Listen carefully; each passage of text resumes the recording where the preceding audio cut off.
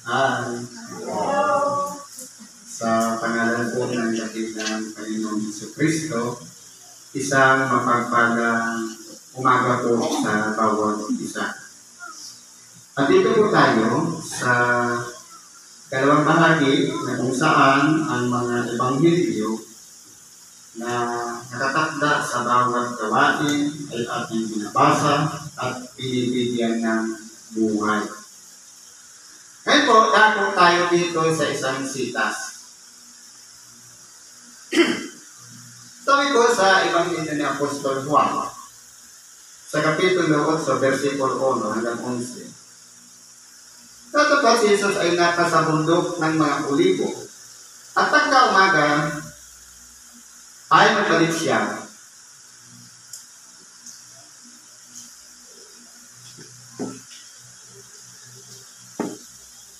Sa templo, at ang buong bayan ay lumapit sa kanya. At sa inyo po at siya ay tinuruan. At dinala sa kanya ng mga eskriba at ng mga Pariseo ang isang babaeng nahuli sa pangangalo niya. At nang mailagay niya sa gitna, ay sinabi niya nila sa kanya, Guro, nahuli ang babaeng ito sa kasalukuyan ng pangangalo niya. Sa kautosan niya ay ipinag-utos sa amin ni Moises na batuhin ang mga ganyan. Ano nga ang inyong sabi tungkol sa kanya? At ito'y kanilang sinabi at siya'y sinusubok upang sa kinalay may maisumbong sila. Datapwat, imuko si Jesus at sumulat ng kanyang daliri sa lupa. Datapwat nang sila'y mga patuloy ng pagtatanong sa kanya ay umulat siya at sa kanila'y sinabi, ang walang kasalanan sa inyo ang siyang unang bumato sa kanya. At muli siyang yumuko at sumulat ng kanyang daliri sa lupa at sila nang ito'y kanilang marinig ay nagsialis na isa't isa na nagpasimula sa katanda-tandaan hanggang sa kahuli-hulihan at iniwang mag-isa si Jesus at ang mga babae sa kinaroon nito sa gitna. At umulat si Jesus at sa kanya'y sinabi, Babae, saan sila nangaroon? Wala pag ang taong humatol sa iyo? At sinabi niya, wala sino man Panginoon. At sinabi ni Jesus, ako man ay hindi rin nahatol sa iyo. Pumayo ka ng iyong lakad mula ngayon. Huwag ka nang magkasala. Ganito po ang senaryo ng kwentong ito. Habang nagtuturo ang aking dakilang Panginoon, andyan naman yung mga eskriba at mga Pariseo. Sino-sino po ba yung mga eskriba? Ang mga eskriba, yun yung mga nakakaalam ng mga kasulatan. Ang mga Pariseo, sila ang tagapagtanggol ng mga kautosan, pero hindi sila involved sa pagsunod.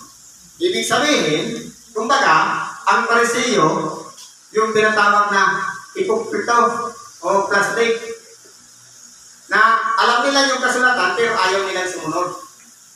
Ngayon, ano ang ginawa nila? May nahuli sila, kasalukuyan mismo na yung babae nahuli sa pangangalo niya. Ano yung pangangalo niya? Ang pangangalo niya ay, halimbawa, yung babae pumipid na sa isang lalaki sa makatuwid sa kanyang asawa at nakipagrelasyon siya sa iba, ang tawag doon o magiging kasalanan ng babae, pangangalo niya.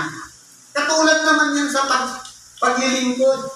Halimbawa, nakakumit tayo kada Sabado, andito tayo sa templo para makinig ng Ebanghelyo. Pero kung dumating yung Sabado, hindi tayo dumako ng templo, may kasalanan na rin tayo ng pangangalo niya dahil naagaw yung atensyon ng iba. Sa halip na nakiisa tayo sa Panginoon, nandun tayo sa labahan, nandun tayo sa trabaho. Yun po ang isang halimbawa ng pangangalo niya. Ngayon, ano ang nangyari? Yung mga eskribas at Pariseo, mahigpit. Kapag sila'y may nahuli, susundin agad yung kautosan. Yung batas sa kautosan ni Moises, anong nakasulat? Batuhin hanggang sa mamatay. Ibig sabihin, meron silang pinagbabatayan na kautosan. Ngayon, anong ginawa ng ating dakilang Panginoon? Yumuko siya, sumulat sa lupa. At unat ng kamay, pagkaroon niya, ang sino mang walang kasalanan sa inyo, ang siya unang bumato. Ngayon, kung aralin natin, lahat naman sila may mga kaina. Lahat naman sila narinig ang sinabi ng ating dakilang Panginoon. Maging yung tinuruan niya, maging yung iskriba, maging yung parisiyo, ay nagsialisan sa makatuwid. Tinatanggap nila sa kanilang sarili na sila ay makasalanan. Sa totoo lang po, pagamat mag-isa na lang ang ating dakilang Panginoon at yung babaeng nahuli sa panangalun niya, kung titingnan po natin, nauunawaan ng mga eskribas at parisiyo na pagamat sila yung pinatutungkulan na walang kasalanan ang unang umato, lahat sila ay para na rin nilang inako na sila ay makasalanan dahil lahat sila ay nagsialisan. Ano nangyari? Ang natira na lang ang ating dakilang Panginoon at yung babaeng nahuli sa pananalo niya.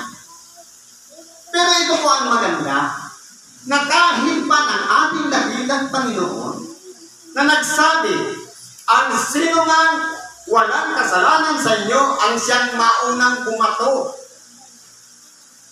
Imula doon sa matanda, wala sa kanilang bumato dahil may kasalanan. Hanggang sa kabataan, hindi rin sila humatol.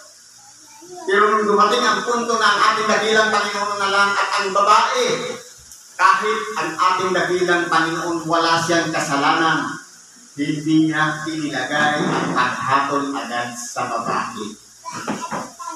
Kundi, inikayat niya pa na huwag nang magkasalang muli.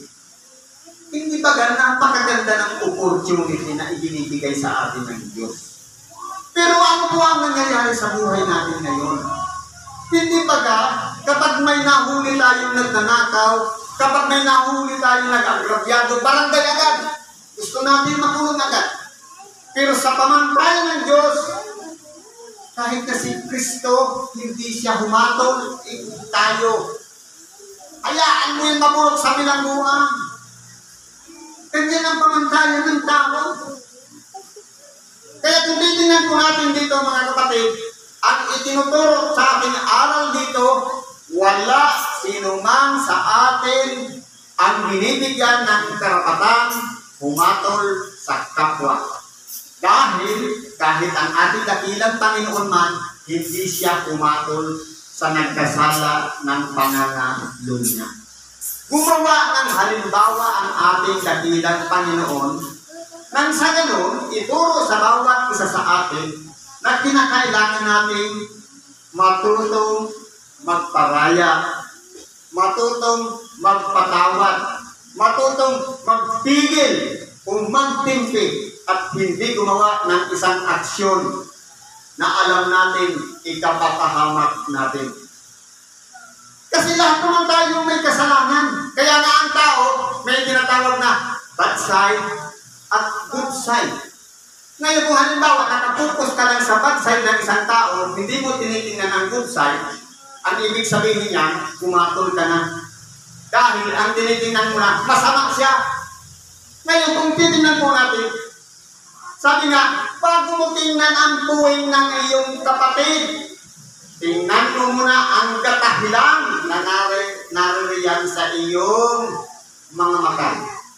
Mga mata yan ha? Dalawang mata yan. Bago tayo magpintas, bago tayo magpuna sa kanino man sa atin, tingnan muna natin ang ating sarili. May puna din ba sa atin? Kasi po, itong bibig po ang nagtapahamak sa atin. Nandiyan ang maliit na bagay na pinag-iingas ng impyerno ang dila. Kaya, tinuturuan tayo dito ng ating dakilang Panginoon. Nagbigay siya ng halimbawa ng maging mapagpigil. Kahit ang ating dakilang Panginoon, in-apply niya sa sarili yan yung pagiging mapagpigil. Hindi niya hinatulan yung babae, kundi binigyan niya pa ng chance. Tayo ng tao, kapag nagkasala, kulong agad. Yan ang gusto natin. Pero, kung tayo po ay nasa ilalim na ng katuruan, ng pamamahal paniniwala mula sa mga kasulatan na ating napapakinggan, dapat marunong na po tayong magpakumbaba, marunong na tayong magparaya, marunong na tayong umunawa sa isa't isa. Kasi po, ang tinuturo dito ng ating dakilang Panginoon, ay ito iba po kasi ang pamantayan ng tao sa pamantayan ng Diyos. Ang pamantayan ng tao, kapag tinatawag ka, ihahaglag mo agad sa barangay, akusahan mo agad para ikulong.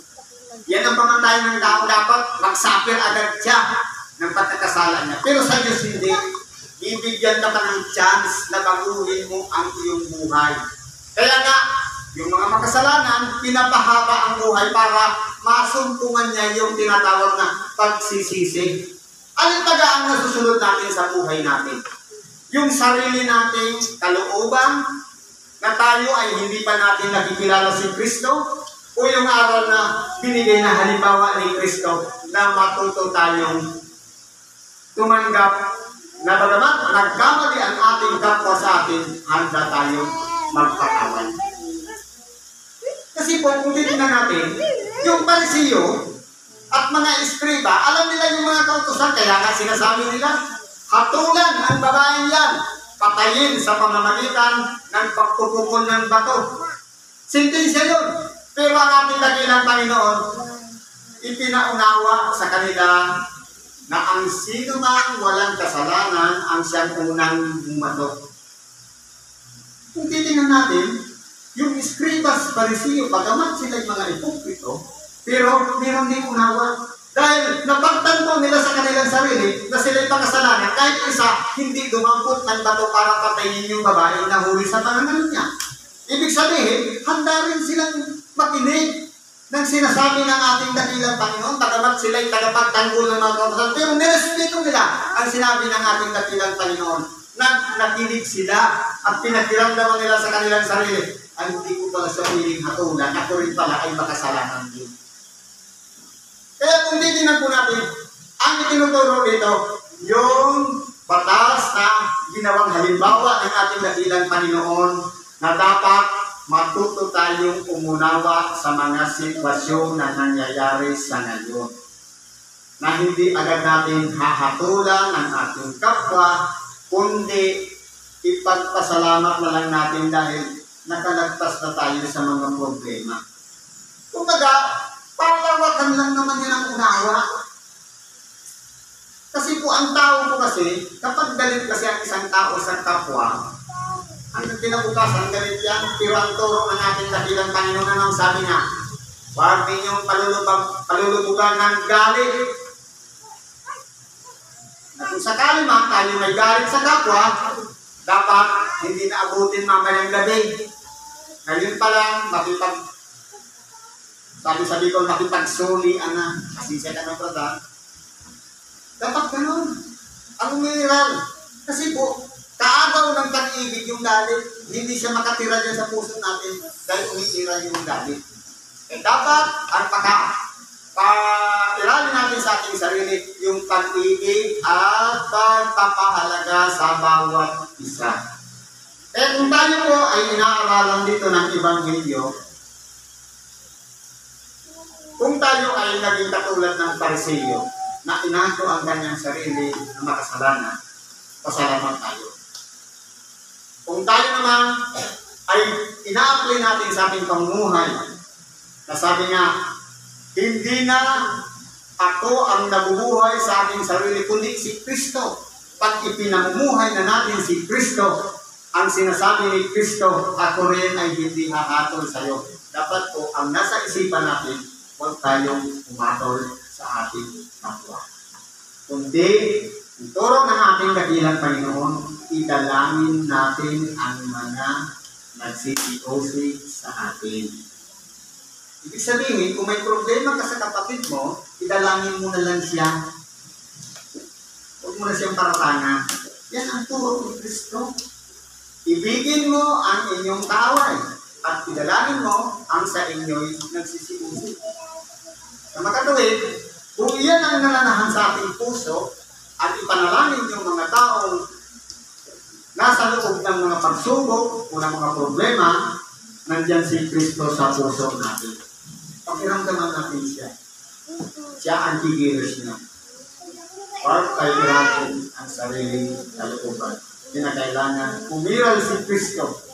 Dahil kapag nandyan si Kristo sa aking puso, masasabi din natin sa aking sarili, ako man ay hindi hahatol sa iyo. Huwag ka na magkasalan muli.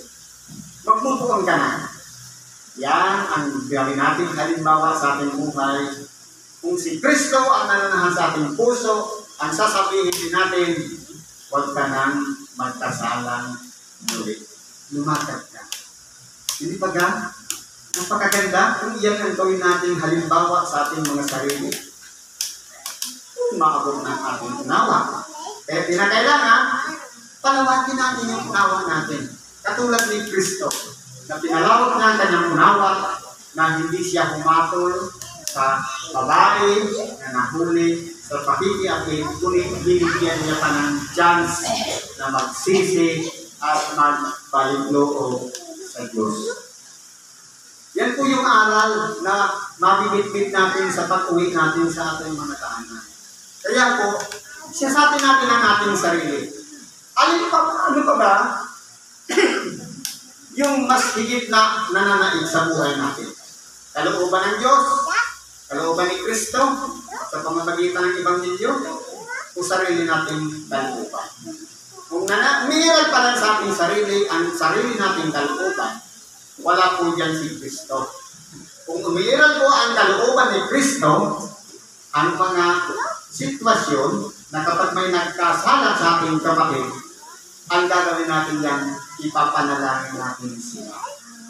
Dahil, magandang bagay yun, nagagawin mo sa iyong kapwa, ang idalangin sila, yung mga nagsisiusig sa akin. Turo yan ni Kristo, hindi yan galing sa akin, kaya i-apply natin sa akin pang-araw-araw na pamumuhay. Siguro po, hanggang dito na lang ang pakikibahagi natin sa oras na ito. Salamat po sa Diyos. At anuman po ang ating mga karaingan, kailangan man, inulog po natin sa Diyos at ipagkalog sa atin ang katiwasaya ng ating nakag-iisip, ng ating kaluluwa, ng ating kalooban. Sa ngalan ni Kristo, magandang umaga po sa atin.